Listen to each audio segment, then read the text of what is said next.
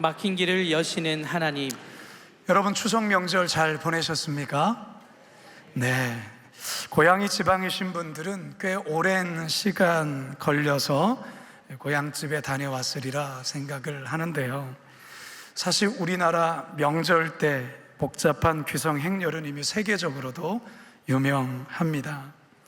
한국도로공사에 따르면 이번 추석 당일 고속도로의 통행량이 667만 대였다고 해요. 굉장히 많은 차들이 오고 갔던 것이죠. 여러분, 귀성길에서 가장 막히는 시간대가 언제인지 아십니까? 귀성길에 추석 전날 오전 7시부터 10시가 가장 심각하다고 합니다. 귀경길로는 추석 당일 오전 10시부터 오후 9시가 꽤 많이 막히는데요, 최악의 막히는 시간대는 추석 당일 오후 2시부터 6시까지라고 합니다. 그러니까 여러분, 막히는 도로를 운전하신 분들은 아시겠지만 너무 힘들지 않습니까? 너무 힘들죠. 꽉 막힌 도로를 거북이 걸음으로 장시간 운전한다는 게 여간 힘들고 고단한 일이 아닌데요, 그럼에도 불구하고 명절이 되면 여지없이 고향으로 내려가는 이유가 뭘까요? 가족들과의 반가운 만남이 기다리기 때문에 그렇지 않습니까? 부모님을 찾아뵙고 형제들을 만나고 또 고향 친구들을 만나는 그 기쁨이 크기 때문에 그 힘든 여정을 또다시 하고 또다시 하는 겁니다. 여러분, 우리의 믿음의 여정도 이와 비슷하다 생각이 듭니다. 우리 성도들은 천국을 향해 걸어가는 자들입니다. 맞습니까? 천국을 향해 걸어가는 자들이에요. 그렇기 때문에 우리가 이 땅을 살아가면서 우리는 이 사명자라는 그런 정체성을 가지고 우리는 이 땅을 살아가는 것입니다. 그런데 여러분, 우리가 이 땅을 살아가면서 우리가 가는 길이 항상 시원스럽게 확 뚫려 있는 그런 길을 가기보다는 귀성길과 같이 앞뒤로 꽉 막혀서 답답한 길일 때가 훨씬 더 많다는 것이죠. 너무나도 답답하고 때론 너무나도 더디 우리의 인생의 길이 걸어간다, 그런 느낌을 받을 때가 있습니다. 힘겨운 거죠. 근데 여러분, 그럼에도 불구하고 우리가 이 길을 끝까지 믿음을 가지고 가야 하는 이유가 무엇입니까? 그것은 이 길 끝에 하늘 아버지신 하나님을 결국 우리가 만나고 먼저 가신 믿음의 형제들, 그리고 보고픈 성도들을 바로 그 나라에서 우리는 반갑게 만나기 때문에 우리는 믿음으로 이 길을 묵묵히 걸어가는 것입니다. 이제 로마서의 막바지에 우리가 다다랐습니다. 로마서의 막바지에 다다른 사도 바울은 자신이 그동안 걸어왔던 길과 그리고 앞으로 걸어가야 할 길, 그리고 마지막으로 가야 할 길에 관해 로마 교회 성도들과 진솔하게 마음을 나누고 이야기를 합니다. 바라기는요, 오늘 말씀을 통해서 우리가 가야 할 길에 관해 다시 한번 깊이 상고해 보시고 우리의 가는 길에 하나님이 우리를 어떻게 돕고 인도하실지 본문을 통해 말씀하시는 살아계신 하나님의 음성 듣게 되기를 간절히 소망합니다. 첫 번째 따라합시다. 막힐 때는 잠시 기다려야 합니다. 막힐 때는 잠시 기다려야 합니다. 로마서 1장에서 사도 바울이 자신이 로마를 가기를 여러 번 시도를 했지만 번번이 길이 막혀서 가지 못했다, 이렇게 고백을 합니다. 자, 볼까요? 13절, 1장 13절입니다. 시작. 형제들아, 내가 여러 번 너희에게 가고자 한 것을 너희가 모르기를 원하지 아니하노니 이는 너희 중에서도 다른 이방인 중에서와 같이 열매를 맺게 하려 함이로되 지금까지 길이 막혔도다. 지금까지 어떻게 됐다고요? 길이 막혔다라는 거예요. 여러 번 시도했는데 길이 막히더라는 것이죠. 근데 이 1장에서 얘기한 이 고백을 15장에서도 또 한 번 언급을 합니다. 22절 함께 읽습니다. 시작. 그러므로 또한 내가 너희에게 가려 하던 것이 여러 번 막혔더니. 여러분, 왜 바울이 이처럼 로마 교회를 이토록 방문하고 싶었던 걸까요? 그 이유가 뭘까요? 첫 번째는 예수 그리스도의 이 복음을 로마 교회 성도들에게 잘 알려주고 싶었던 겁니다. 1장 15절과 16절 하반절 시작. 그러므로 나는 할 수 있는 대로 로마에 있는 너희에게도 복음 전하기를 원하노라. 이 복음은 모든 믿는 자에게 구원을 주시는 하나님의 능력이 됨이라. 먼저는 유대인에게요, 그리고 헬라인에게로다. 이게 첫 번째 방문의 이유였어요. 근데 두 번째 이유가 있습니다. 로마 교회를 방문하고 싶었던 두 번째 이유는, 그동안 사도 바울은 지중해 동쪽 지역을 집중해서 선교 사역을 했습니다. 그런데 이제 어느 정도 이 미션을 완수하게 된 거죠. 그래서 이제는 이 지중해 서쪽, 그리고 특별히 서바나, 이 서바나는 당시에 땅끝이라고 여겼던 지금의 스페인을 가리킵니다. 바로 그곳을 마지막으로 선교하면서 이 선교에 대한 로마 교회의 지원을 좀 받고 싶은 그런 마음에서 이 로마 교회를 방문하고 싶었던 것입니다. 23절과 24절입니다. 시작. 이제는 이 지방에 일할 곳이 없고 또 여러 해 전부터 언제든지 서바나로 갈 때에 너희에게 가기를 바라고 있었으니, 이는 지나가는 길에 너희를 보고 먼저 너희와 사귐으로 얼마간 기쁨을 가진 후에 너희가 그리로 보내주기를 바람이라. 여러분, 바울이 이렇게 하루라도 빨리 로마 교회 성도들을 만나서 자신의 이 꿈을 나누고 이 꿈을 공유하면서 그들의 지원을 통해 세계 선교를 완수하고 싶었던 것입니다. 근데 뭐가 문제가 됐습니까? 로마로 향하는 길이 번번이 어떻게 됐다고요? 막힌 거예요. 왜 길이 막혔을까? 본문에서는 그 이유를 설명하지 않습니다. 아마도 바울이 로마로 가려고만 하면 이 날씨가 갑자기 나빠지면서 태풍이 일어나서 못 갔는지, 아니면 로마로 가려는데 늘 이렇게 복통이 일어나거나 어떤 건강상의 문제가 일어나서 이 차질이 빚어졌든지, 그것도 아니면 전혀 생각지 못했던 급한 일이 갑자기 생겨나면서 계획이 틀어졌는지, 사실 우리는 정확한 이유는 모릅니다. 정확한 이유는 모르지만 바울은 그토록 로마로 여러 번 가기를 원했지만 그 뜻을 지금까지 이루지 못했다라고 설명하고 있는 거예요. 여러분, 우리의 인생에도요, 누가 봐도 너무나도 훌륭한 계획이에요. 정말 그것대로만 되어준다면 너무 놀라운 역사들을 이루게 되는 거죠. 그런데 뭔지 모르지만 번번이 길이 막힐 때가 있어요. 이유를 알 수가 없어요. 여러분, 우리는 이럴 때 많이 답답해 합니다. 왜 자꾸만 막히지? 마음에 조급함이 일어나요. 때론 하나님을 향한 섭섭한 마음이 올라오기도 합니다. 아니, 이렇게 노력하는데 왜 하나님 안 도와주실까? 이런 마음이 올라올 때가 있어요. 사랑하는 성도 여러분, 우리가 그러할 때에, 어떤 길이 막혔을 때 여러분, 잠시 멈추고 기다릴 필요가 있습니다. 잠잠히 하나님만을 바라보며 기다릴 필요가 있다는 것입니다. 왜냐하면 우리가 생각할 때는 지금이 그때라고 생각할 수 있지만 하나님이 보실 때는 하나님의 때가 아닐 수도 있기 때문에 그렇다라는 거예요. 그 기다림의 시간이 때론 너무 힘들기도 하고 마치 내가 실패한 것처럼 느껴질 때도 있지만 그게 아닌 거예요. 하나님의 때가 아니라는 것이죠. 여러분, 우리 하나님 어떤 하나님이십니까? 우리 하나님 좋으신 하나님이세요. 믿으십니까? 우리 하나님 완전하신 하나님이세요. 믿으십니까? 하나님 우리를 향해 놀라운 계획을 가지고 계신 하나님이십니다.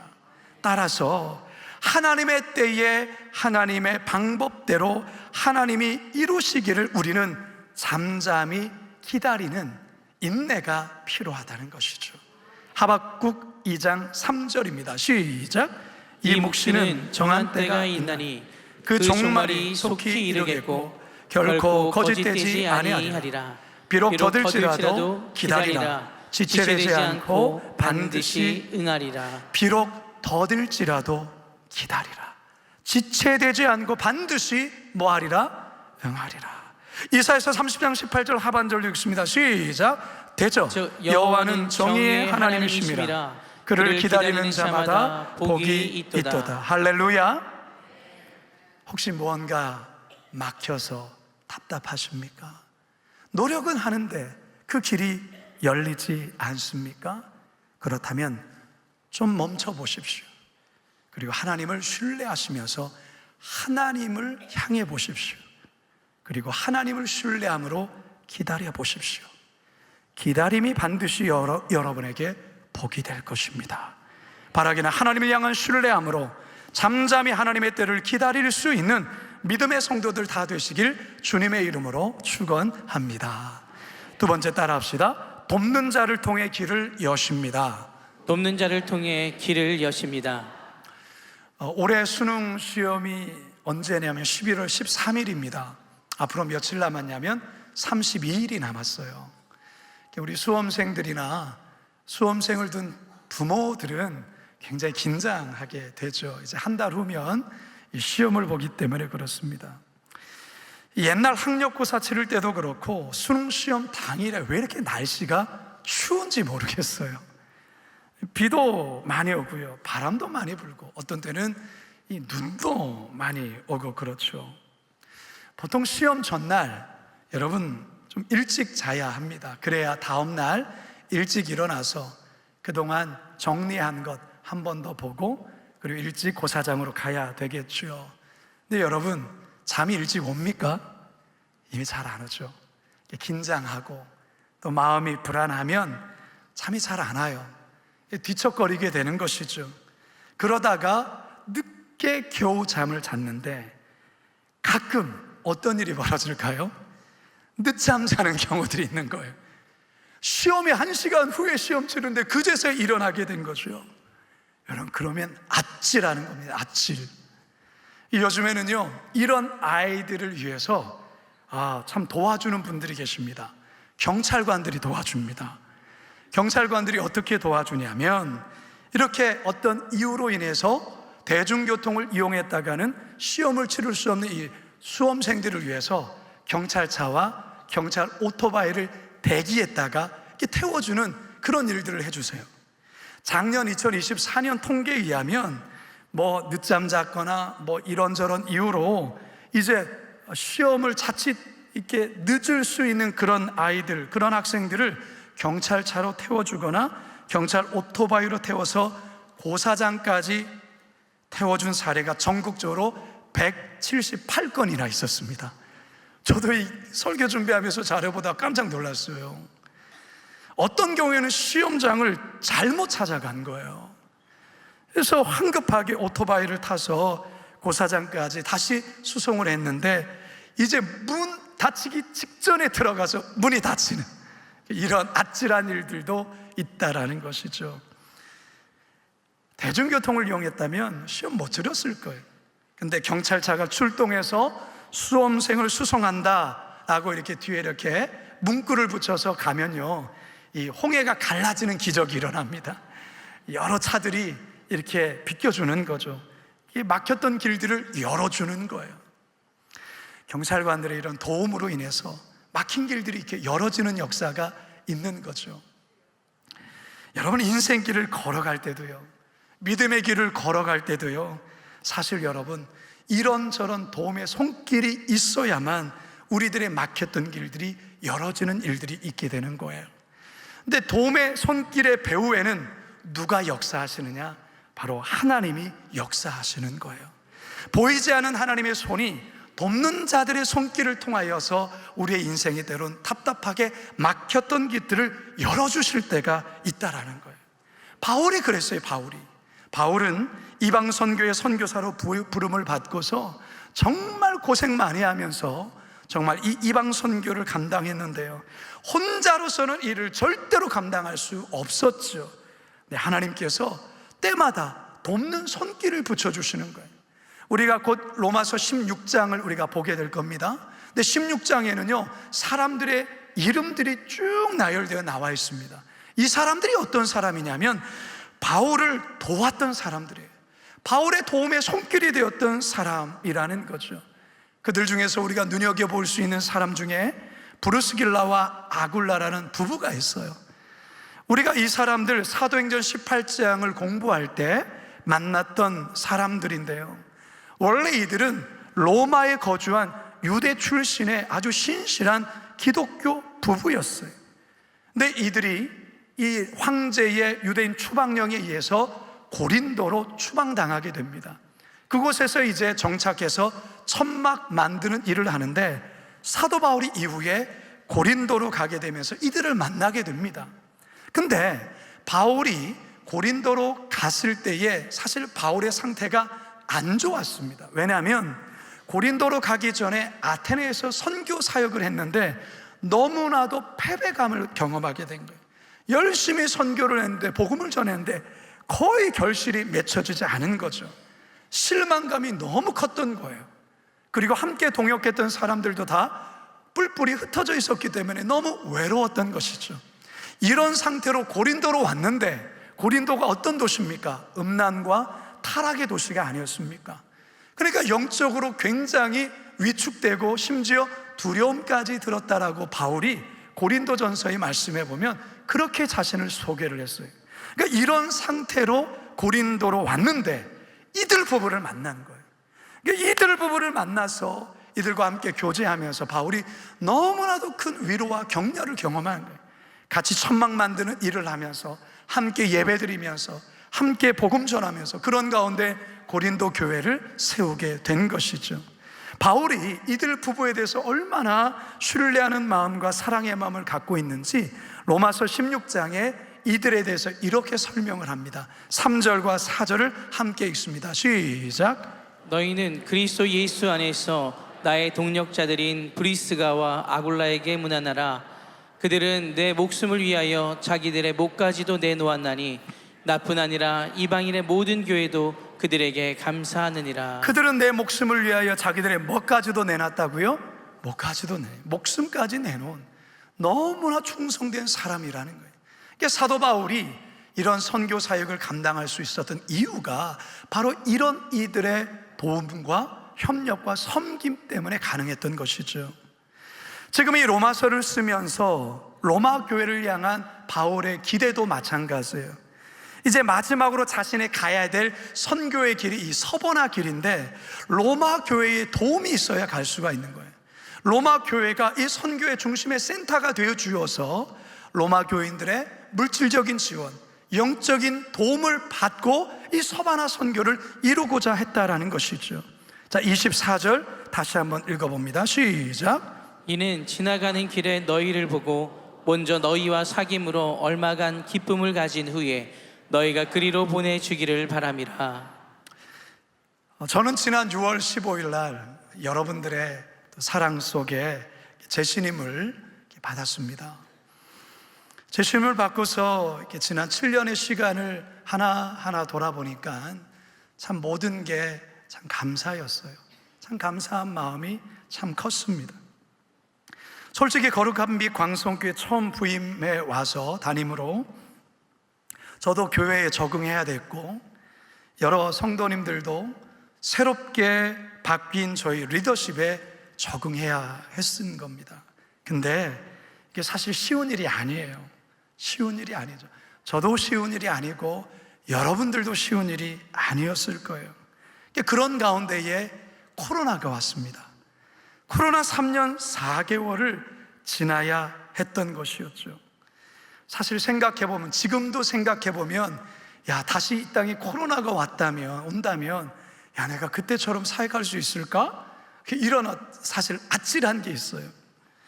근데 돌아보니까, 사실 코로나 때 우리 교회는 사역을 멈추지 않았습니다. 아니, 코로나 이전보다 더 많은 사역, 더 다양한 사역들이 일어났다라는 거예요. 근데 여러분, 그때 우리 부목사님들이 도움이 없었다면 그 사역들 솔직히 할 수 없었습니다. 어떻게 저 혼자 그 사역 다 할 수 있겠습니까? 우리 부목사님들의 도움이 굉장한 큰 힘이 되었어요. 당시에 신방을 할 수가 없습니다. 접촉해서는 안 되잖아요. 그래서 고안했던 게 뭡니까? 두드림 신방이에요. 문 밖에서 두드려서 성도님 저 왔습니다, 기도해주고, 문을 하나의 사이에 두고 들어가지도 못하고 그렇게 두드림 신방도 하고, 온라인으로 교구 간의 만남도 갖고, 온라인으로 원텐텐 가정예배도 뭐 1편, 2편, 3편, 4편 뭐 다양하게 온라인 사역들을 하게 됐고요. 그때 제자훈련도 새롭게 시작하게 됐고요. 그리고 선한 사마리아인 프로젝트도 그 코로나 때 하게 된 것이죠. 이런 사역이 없던 사역이었는데 새롭게 시작한 사역이었어요. 근데 이 새롭게 시작하는 사역에 정말 우리 부교육자들이 저를 잘 도와주어서 이 사역을 안정적으로 할 수 있었던 거예요. 더불어서 우리 장로님들의 도움 또한 너무나도 큰 힘이 되었습니다. 우리 장로님들이 저를 많이 지지해 주시고 응원해 주시고 격려해 주셨어요. 그 힘으로 여기까지 온 거예요. 우리 안수 집사님 그룹도 마찬가지예요. 권사님 그룹들도 마찬가지고요. 남녀 선교 임원들, 교구의 지구장 목자, 또한 우리 교회 학교 전도사님들, 교사들의 헌신적인 그런 도움이 코로나로 인해서 막혔던 우리 교회 예배와 여러 훈련 사역의 길들을 활짝 열어주었다라는 것입니다. 사랑하는 성도 여러분, 우리 하나님 오늘도 여전히 우리를 돕습니다. 믿으십니까? 여러분 인생의 길에 어떤 것이 막혔을 때, 캄캄하고 어두운 터널을 끝없이 통과한다고 느낄 때, 여러분 하나님 여러분 여전히 돕습니다. 돕는 손길을 통하여 우리 하나님께서 여러분들이 그 막힌 길들을 열어 가십니다. 여러분 그 하나님을 신뢰하시기 바랍니다. 여러분 그 하나님을 바라보시기 바랍니다. 혹시 지금 여러 상황들이 막혀 있는 성도들이 있습니까? 그래서 여전히 답답한 상황 속에 있는 분 계십니까? 오늘 이 말씀을 통하여 우리 하나님께서 돕는 손길을 보내주실 줄로 믿습니다. 우리 옆 사람에게 이렇게 한번 인사합시다. 혹시 하나님이 보내신 돕는 자인가요? 이렇게 한번 인사합시다. 혹시 하나님께서 보내신 돕는 자인가요? 예, 그럴 겁니다 라고 대답해 주시면 바라기는 우리 모두가 혼자서는 우리가 살 수 없잖아요. 서로에게 돕는 자가 되어서 막혔던 길 함께 열어가시는 복된 성도들 되시길 주님의 이름으로 축원합니다. 마지막 세 번째 따라합시다. 연합을 통해 길을 여십니다. 연합을 통해 길을 여십니다. 사도 바울의 마지막 선교의 마지막 길은 바로 이 서바나 선교에 있었습니다. 그래서 이 서바나 선교에 대한 포부와 비전을 로마 교회 성도들하고 이렇게 장황하게 나눴어요. 근데 바울이 로마로 직접 가면 되는데 로마로 가기 전에 꼭 들려야 될 때가 있다라고 이야기를 해요. 거기가 어딘가 함께 볼까요? 25절입니다. 시작. 그러나 이제는 내가 성도를 섬기는 일로 예루살렘에 가노니. 어디를 간다고요? 예루살렘에 들린다라는 거예요. 예루살렘에 먼저 들르고 로마로 가겠다라는 거예요. 28절, 29절 시작. 그러므로 내가 이 일을 마치고 이 열매를 그들에게 확증한 후에 너희에게 들렀다가 서바나로 가리라. 내가 너희에게 나아갈 때에 그리스도의 충만한 복을 가지고 갈 줄을 아노라. 왜 바울이 로마로 직접 가지 않고 왜 예루살렘을 먼저 들른 후에 로마로 간다고 했을까? 아주 중요한 일이 남겨져 있기 때문에 그렇습니다. 그 중요한 일이 뭐냐? 26절에서 27절 상반절 시작. 이는 마게도냐와 아가야 사람들이 예루살렘 성도 중 가난한 자들을 위하여 기쁘게 얼마를 연보하였음이라. 저희가 기뻐서 하였거니와. 여러분 이게 무슨 말이냐면요, 여러분이 로마서를 쓸 당시에 예루살렘 교회는 굉장히 어려움에 처했습니다. 사실 예루살렘 교회는 어머니와 같은 교회예요. 예루살렘 교회를 시작으로 해서 이제 이방 세계에 복음이 전해졌고 교회가 세워진 것 아니겠어요? 근데 예루살렘 교회가 여러 가지로 경제적인 큰 어려움을 겪고 있었어요. 성도들이 심각한 가난을 겪고 있었던 것이죠. 왜 그랬냐면 당시 팔레스타인 전역에 기근이 일어났습니다. 그리고 믿지 않은 유대인들의 박해로 인해서 그리스도인들이, 가장들이 일자리를 잃는 일들이 있었어요. 심지어는 감옥에 갇히는, 예수를 믿는다는 이유 때문에 감옥에 갇히게 되면 남겨진 가족들을 부양할 수가 없는 이런 어려움에 처했던 것이죠. 이런 어려운 상황을 사도 바울이 이방 교회를 돌면서, 특별히 마게도냐 교회와 아가야에 있는 여러 교회를 돌면서 지금 예루살렘 교회가 참 어려움에 처했다라고 이야기를 하니까 이곳에 있는 성도들이 다 같이 우리가 그러면 돕겠습니다. 그러면서 이 구제비가 모아진 거예요. 그게 꽤 많이 모아진 거죠. 그래서 바울이 이 모금된 구제비를 가지고 예루살렘 교회에 이것을 전달하고 난 이후에 로마로 가겠다라는 거예요. 근데 여러분, 바울이 이 구제 헌금을 예루살렘 교회에 전달하는 것은 단지 그들의 어려운 그 경제적인 어려움을 해결하는 것만의 의미가 있는 게 아니라 여기에는 몇 가지 아주 중요한 의미가 담겨져 있어요. 어떤 의미냐면, 첫 번째는 이방인 그리스도인들이 예루살렘 성도들에게 진 영적인 빚을 갚는 행위예요. 이게 무슨 말이냐면 예루살렘 교회의 모든 이방인들이 영적인 빚을 지고 있어요. 근데 이 빚을 이 예루살렘 교회의 이 어려운 상황에 이 모금된 이 헌금을 드림으로 인하여 그 빚을 갚는 행위라는 것이죠. 자, 27절 하반절을 읽습니다. 시작. 또한 저희는 그들에게 빚진 자니 만일 이방인들이 그들의 영적인 것을 나눠 가졌으면 육적인 것으로 그들을 섬기는 것이 마땅하니라. 두 번째는 어떤 의미가 있냐면, 이 두 번째가 더 중요한 의미인데요, 이 구제 헌금은 이방인 교회와 유대인 교회를 하나로 연합시키는 아주 중요한 다리의 역할을 하고 있다는 거예요. 여러분, 우리가 로마서 14장에서도 우리가 앞전에 배웠지만 로마 교회 안에서도 어떤 갈등과 어려움이 있었습니까? 유대인 출신의 성도들과 로마 이방인 출신의 성도들 간에 갈등이 있었잖아요. 하나 되지 못했던 어려움이 있었잖아요. 유대인들은 여전히 이방인들의 그런 어떤 율법을 지키지 아니하고 또한 전통을 지키지 않는 것에 대한 불편한 마음이 있었고, 이방인 성도들이 유대 교인들에 대해서 이해할 수 없는 그런 마음에 대해서 서로 마음이 나뉘어졌단 말이죠.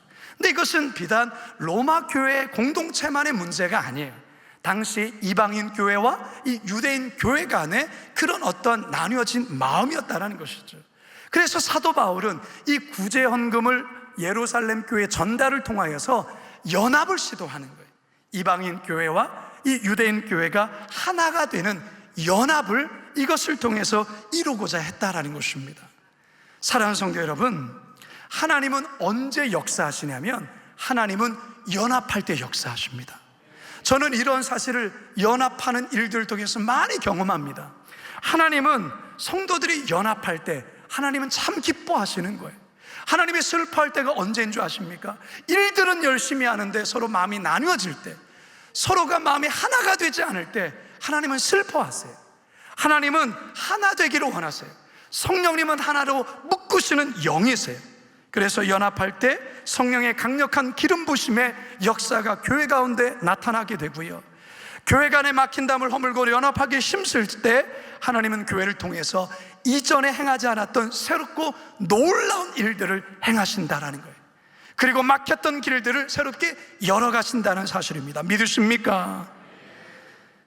오늘날 우리 교회 공동체도 마찬가지입니다. 다음 세대와 시니어 세대가 연합하고, 청년 세대와 장년 세대가 연합하고, 장애인과 비장애인들이 연합하고, 남한 성도와 통일민 성도들이 연합하고, 다문화의 각각의 나라들이 서로 연합하고, 목회자와 평신도들이 연합할 때에 이 속에 놀라운 역사들이 일어나게 된다는 사실입니다. 여러분 부서도 마찬가지, 여러분 위원회도 마찬가지, 교구와 목장, 남녀 선교회 또한 마찬가지, 하나로 연합하여 섬길 때 상상치도 못할 일들이 그 공동체 가운데 일어나게 되는 것입니다.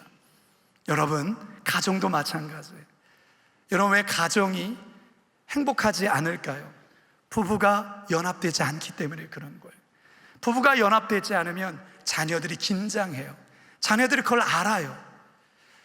남편과 아내가 하나로 연합하게 되어질 때에 자녀들이 그 안에서 안정감을 누리는 거예요. 가정의 행복은 다른 데 있지 않아요. 부부가 하나가 되어질 때, 연합할 때 그런 행복의 은혜가 흘러가는 거예요. 예수님께서 십자가에 매달리심으로 하나님과 우리가 연합하게 되는 역사가 있게 된 거예요. 막혔던 담이 허물어지게 된 것이죠. 하나님과 우리가 연합할 때 어떤 역사가 일어나게 됐습니까? 생명의 역사가 일어난 것이죠. 원수에서 하나님의 자녀가 되어지는 그런 신분의 변화의 역사가 있게 된 것 아니겠습니까? 사랑하는 성도 여러분, 연합하셔야 됩니다. 연합할 때 하나님께서 놀라운 일들을 행하실 것입니다. 이사야서 43장 19절입니다. 시작. 보라, 내가 새 일을 행하리니 이제 나타낼 것이라.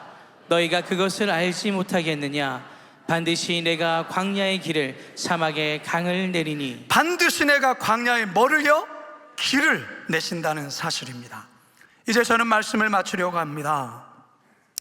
사랑하는 성도 여러분, 오늘 본문에서 만나게 되는 하나님은 어떤 하나님일까요?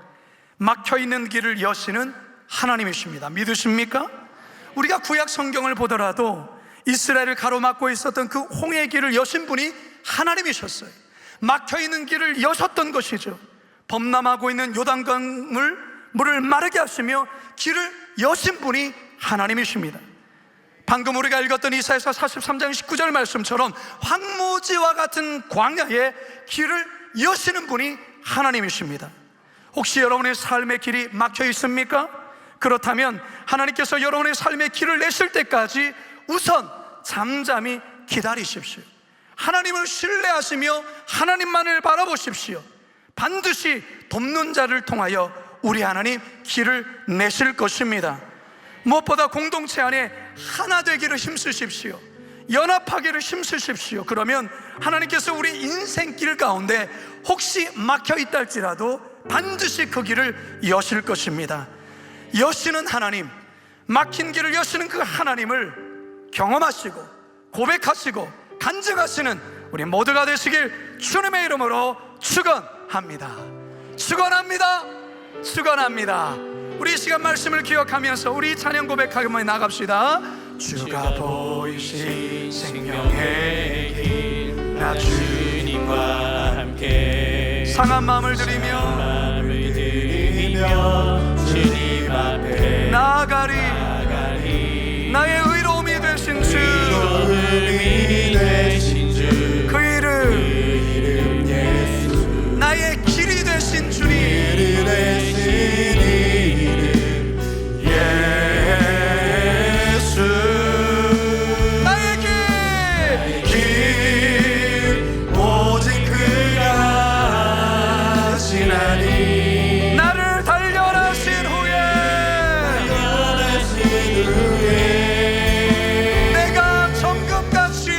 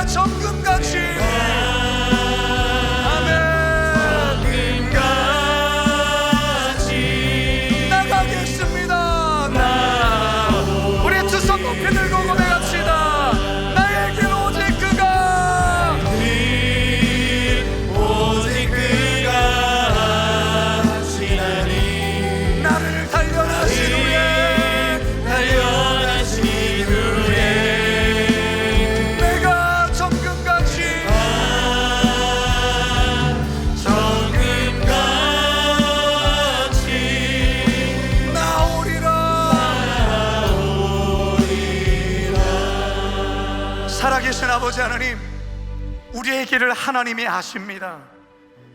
때론 우리 가는 길에 뭔가 모르는 장애물이 있고, 때로는 그 길이 너무나도 답답할 정도로 막혀서 때론 마음이 낙심되고 절망할 때도 있습니다.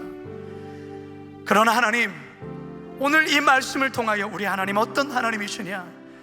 그 막힌 길을 여시는 하나님, 막힌 길을 열어가시는 하나님임을 우리가 듣고 알게 되었사오니, 그 하나님을 신뢰함으로 지금의 당장의 막힘으로 인하여 좌절하며 절망 속에 주저앉는 것이 아니라 잠잠히 주님 바라보며 주의 때를 기다릴 수 있는 인내를 허락하여 주시옵소서.